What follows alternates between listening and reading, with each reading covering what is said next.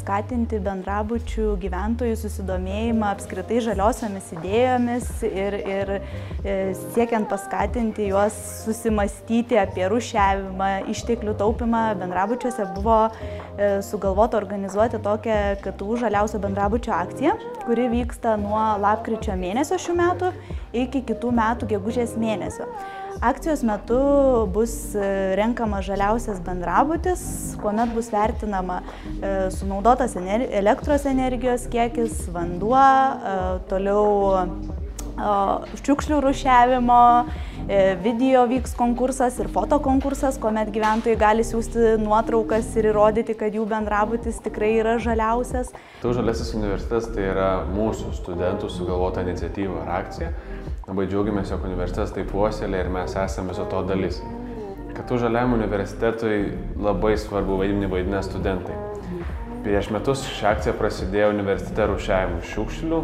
Pirmiausia, tai buvo popierius. Šiandien dienai nuo šių mokslo metų prasidėjo rūšiavimas ir kiekvienam bendrabuty yra specialūs konteineriai, dėžutės, kuriame kviečiamas kiekvienas bendrabučio gyventojas rūšiuoti ir prisidėti, taip tausojant mūsų aplinką.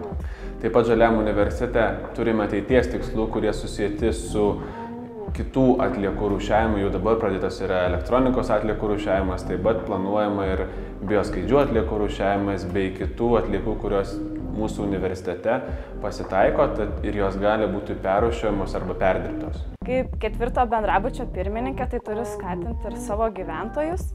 Dėl to aktyviai prisidedu prie šitos akcijos ir visus skatinu dalyvauti ir manau, kad visai pavyko, nes atsirado ne vienas pasekėjas, kuris taip pat maloniai rūšiuoja.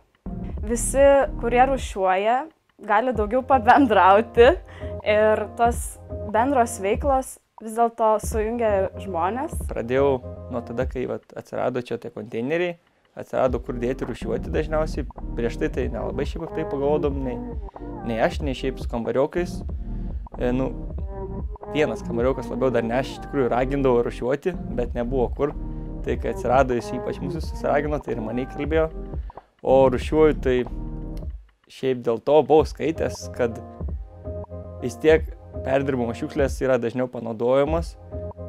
Patiems tiems vežėjams yra jas lengviau surūšiuoti, nes ir jeigu tu jas bet kur metys, tiek jie turi vėliau susitvarkyti viską ir sudėti atskiras dalis, tai mes jiems žymiai palengvinam darbą. Aš kai pradėjau rūšiuoti, iš tikrųjų ir pradėjau šiek tiek literatūros skaityti, kodėl tą reiktų daryti. Didžiausias turbūt atradimas buvo, kad kartoniniai popieriai, kurgi piena, jie nėra popieris, jie yra plastikas. Taip pat sužinojau, kad įvairiausios skardinės, pavyzdžiui, kaip Coca-Cola, yra plastikas, o ne šiaip šiukšlės kokias nors.